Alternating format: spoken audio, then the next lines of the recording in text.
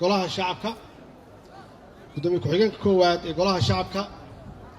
gudoomiyaha maxkamadda sare golaha wasiirada xildhibaanada sharafta leh ee labada aqal taliyaasha ciidanka qalabka sida iyo saraakiishooda sare gudoomiyaha gobolka banaadir gobolada waaberi oo ah hooyada fanka Soomaaliyeed kooxda horseed ee fanaaniinta horseed marti sharafta guud ahaan guddiga qabanqaabada kooxda bambeyda iyo bahda saxaafadda marti sharafta guud ahaan ee na daawanaysa iyo dadka halkan jooga kulli waxaan ku salaamay assalaamu calaykum waraxmatullaahi wabarakaatuh allah mahad leh ilaahayii halkan isugu keenay caawa oo noo suurtageliyey in munaasabadan quruxda badan oo sharafta leh ee taariikhiga ah aan u dabaaldegno sanad guuradii 59aad ee ka soo wareegtay maalintii gobollada koonfureed ay qaateen xorriyaddii ay ka qaateen dowladda Talyaaniga iyo midowga gobollada waqooyi iyo gobollada koonfureed ay ku midoobeen hal dowlad hal qaran hal calan waa maalintii beesha caalamku ay qireen Soomaaliya inay tahay qaran calan leh dowlad leh waa maalintii dhibkii aan soo marnay halgankii dheeraa ay dhacday dhimasho badan dadkii xorriyadoonka ahaa dhaawac fara badan dhaqaalo badan uu ku lumay waa maalintii miraheedii ee ummadda Soomaaliyeed ay gurteen iyo guud ahaan dadkii halgamayaasha ahaa allah u naxariisto kulli intii soo halgantay oo naftooda u soo hortay oo dhaqaalo ku bixisay weliba khaasatan dumarka oo dahabkooda u iibiyey iyo qof kasta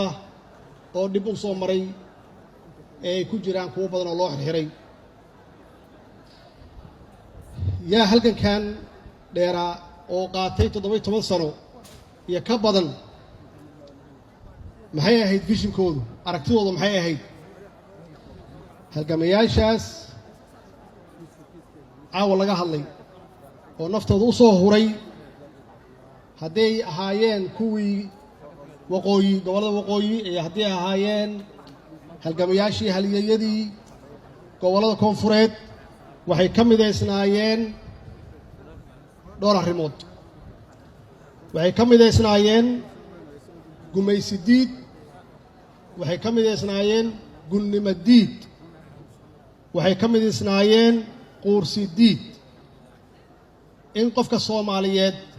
uu oggolaado in laga sarreeyo in dowladihii Yurub ay ku heshiiyey inay Afrika yimaadaan bacdama ay midaysnaayeen iyagu ay ku midoobeen inay Afrika yimaadaan oo u qaybiyaan qabiilo iyo dhaqamo iyo diimo ay u qaybiyaan oo ay muujiyaan inay ka sarreeyaan ummadaha Afrikaanka ay u yimaadeen waxaa diiday halyeeyadeennii waxaa diiday halgamayaasheennii ayaa diiday waxaana mideeyey kuwii gobollada waqooyi ee waddaniyiinta ahaa iyo kuwii gobollada koonfureed ee waddaniyiinta ahaa waxaa mideeyey inay diideen gunnimo inay yidhaahdeen Soomaali gun ma aha waa gob Soomaali qof kasta meel kasta ha ka yimaado igama sarreeyo waa la simana caawa waxaan u dabaaldegaynaa midnimada ummadda Soomaaliyeed iyo awoodda midnimada ee leedahay oo halgamayaashaas iyo halyeeyadaasi ay aasaas uga dhigeen intaan sheegay oo ahaa inay diideen gunnimo inay quursi diideen aasaas waxay uga dhigeen inay mid yihiin inay midoobaan inay u midoobaan cadowgaas ku soo duulay oo damcay inuu dhaqankooda bedelo inuu luqadooda bedelo inuu diintooda bedelo waxay u heleen wax ka duwan waxa isticmaalka uu ku shaqaysto oo ah qaybi oo xukun oo ku qaybi qabiil iyo qabyaalad oo ku qaybi diin oo dhaqan ku qaybi waxay u heleen midnimo awoodda midnimada marka awoodda midnimadu wax sahlan ma aha midnimadu waa awood urursan weeye waa xoog midnimadu waa difaac aan dadka loo soo gudbi karin aanan lagu dhibaateyn karin ummaddu hadday midaysan tahay inta badan ummadaha burburaha iyo dalalka burburaha ma aha waxa burburiyey in lagu soo duulay waa dhacdaa in laisku soo duulo oo si qaawan lisu xoog sheegto waa dhacdaa laakiin inta badan waddamada iyo ummadaha adduunka waxaa lagu burburiyaa gudaheeda laga burburiyaa waxaa loo helaa dad ka soo horjeeda ama u shaqeeya ummada dibadeed u shaqeeya marka midnimadu waxa weeye aaladda ugu horreysa oo awood dibadeed kaa difaacaysa marka ururadii halgamayaasha ahaa oo ay ka mid ahaayeen SYL oo xooggeedu koonfur ahaa laakiin meel walba gaartay oo ay Soomaali joogto iyo SNL oo ahaa xisbigii ugu weynaa oo maxaa ku raahdaa gumaysidiidka ahaa ee waqooyi ka dhisnaa iyo USP iyo maxaan ku yiraahdaa NUF oo saddexduba waxay ka dhisnaayeen waqooyi oo waxay la dagaalayeen gumaysiga maxaa lagu hayaa marka midnimadaas iyo xooggaas la ururiyey waxaa ay go'aan ku qaateen inay ku hayaan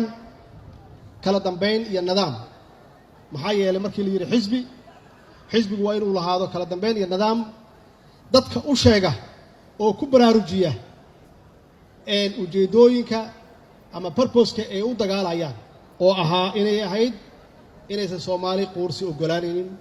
Soomaali inaysan gumaysi ogolayn waxay ahayd aaladda ama ujeedooyinka ay dadka shacabka Soomaali meel kasta ay joogaan ay ku baraarujiyaan kala dambayn iyo nidaam waxaa intaas dheer inay ahayd xisbiyadaas oo dhan iyo halgamayaashii Soomaaliya soo maray oo aan sheegay xisbiyadaas magacyadoodu inay ka shaqeynayeen wax la yiraahdo dan guud iyo dan wadaag oo ah in ummadda Soomaaliyeed ay qaran hesho inay ummadda Soomaaliyeed hesho gobonnimo ay ku noolaadaan ubadkooda iyo jiilka soo socda taasaa midaysay dantaas guud ayaa midaysay waxa kale oo ahaa oo u shaqeeyey ay uga guulaysteen gumaysigii soo jireenka ahaa oo doonayay muddo dheer inuu Soomaali ku hayo isticmaalka waxay ahaayeen dad tala wadaaga oo tala wadaagaas soo gaartay ilaa markii ugu dambeysay oo 59 sano maalintii calanka la saaray oo ay xoroobeen oo israaceen waqooyi iyo koonfur maxaa yeelay ummaddu markay tashadaan oo talada wanaagsan ee laga qaato macnaheedu waxay tahay kan talada dhiibay oo taladiisaan la qaadan waa inuu tanaasul keeno tanaasulkaas waxaa ka mid ahaa markii wax la qaybsanayay gobollada waqooyi inaysan u imaanin ama u qaadanin midnimada inay xil ka helaan ee ujeeddadooda ahayd inay arkaan Soomaali oo mid ah Soomaali oo xor ah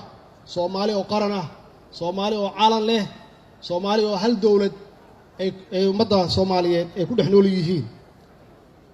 markii ay ka waayeen waxay rabeen oo ahayd qaybtooda in la siiyo waa tanaasuleen laakiin tanaasulkaas wuxuu dhalay 7 sano ka bacdi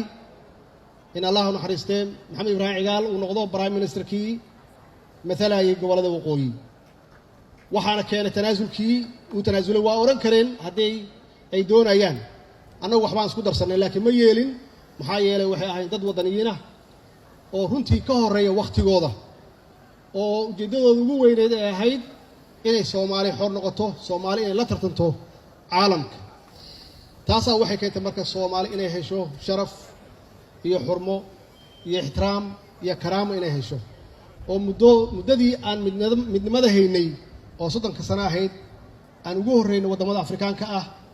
oo aan ku caawinayno wadamo badan oo gumaysi ku jiray inay xoroobaan maxaa yeelay waxaan fahamnay awoodda ay leedahay midnimada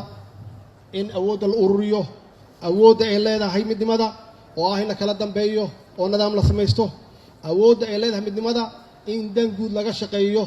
awoodda ay leedahay in tala wadaag la noqdo oo la isu tanaasulo taasaa waxay keentay Soomaaliya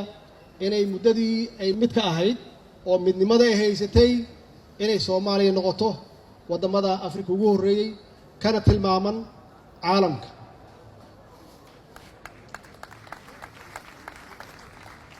intaas oo aan sheegay waxay ku soo biyo shubatay kalsoonida shacabka Soomaaliyeed iyo qabkii ummadda Soomaaliyeed oo ilaa hadda weli ummadda Soomaaliyeed qabkoodii uu sidii u nool yahay. waa sax muddo waa burburnay, dhib badan waa nagu dhacay, waa la kala irdhoobay, ummaddii waxaa ku dhacay qax iyo dhibaatooyin fara badan, laakiin sidaasay tahay waad arkaysaan ummadda Soomaaliyeed weli damiirkoodii Soomaalinimo iyo wadaniyadoodii weli way nooshahay. laakiin waxaa noo harsan oo keliya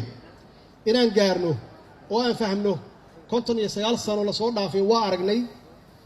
aragnay midnimo waxaan ku gaarnay iyo waa aragnay kala qaybsanaan iyo qabiil iyo qabyaalad iyo burbur waa aragnay waxa ay noo dhintay iyo dhibaatada noo dhintay. su'aasha taalo waxay tahay 59 sano soo socda sidee Soomaali u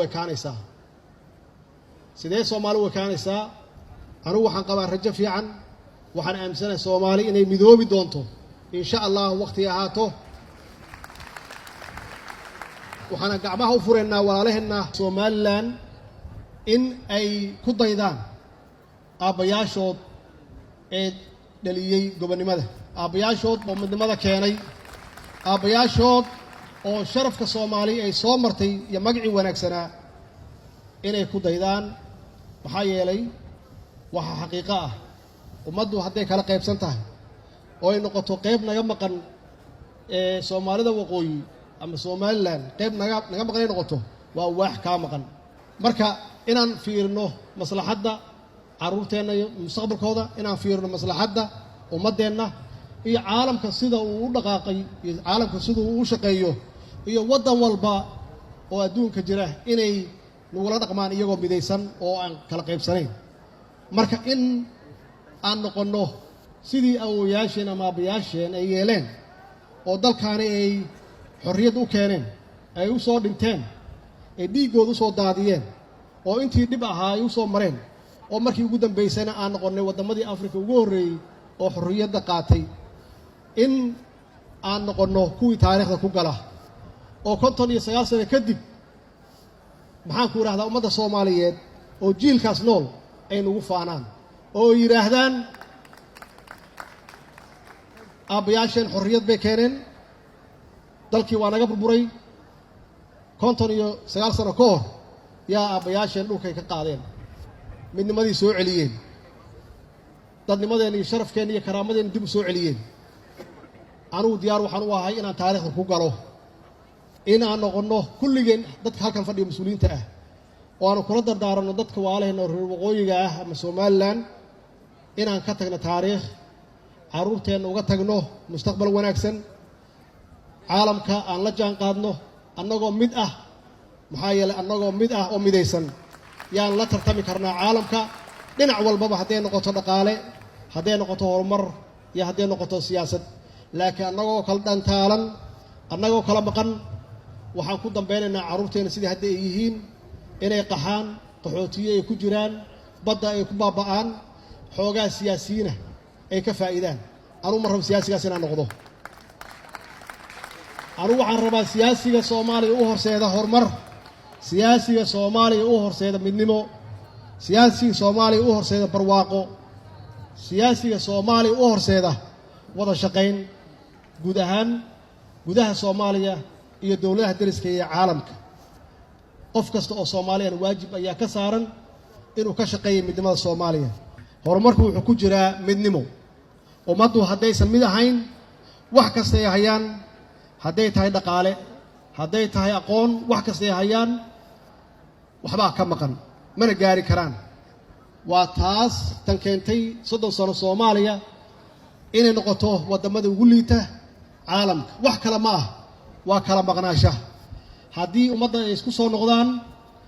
oo ay walaaloobaan oo gacmaha isqabsadaan oo midnimadii awooyaasheen ama aabbayaasheen ay keeneen aan bilaawno hadda aan ka shaqeyno, waxaan hubaa Soomaalidu waa dad aad iyo aad hal abuur u leh, waa dad firfircoon waa dad isku mid ah aan waxba ku kala duwanayn waxaan ubaa muddo yar gudaheed inaan kusoo kaban doonno hadduu ilaah yiraahdo qof walbana inuu istaago maxaan ku raahdaa midnimadaas iyo horumarka dalkeenna wasalaamu calaykum waraxmatullaahi wabarakaatu subscribe saartid riix like sidoo kale riix gambaleelka digniintaasi markaan muuqaal soo gelin aad u noqotid qofka ugu horeeya ee daawada sidoo kale waxaan ku xasuusinaynaa daawada inaad sii sheergaraysid oo saaxiibadaada baraha bulshada aad kula sii wadaagtid sida Facebook, Twitter, WhatsApp, Google+ iyo dhammaan adeegyada kale ee baraha bulshada.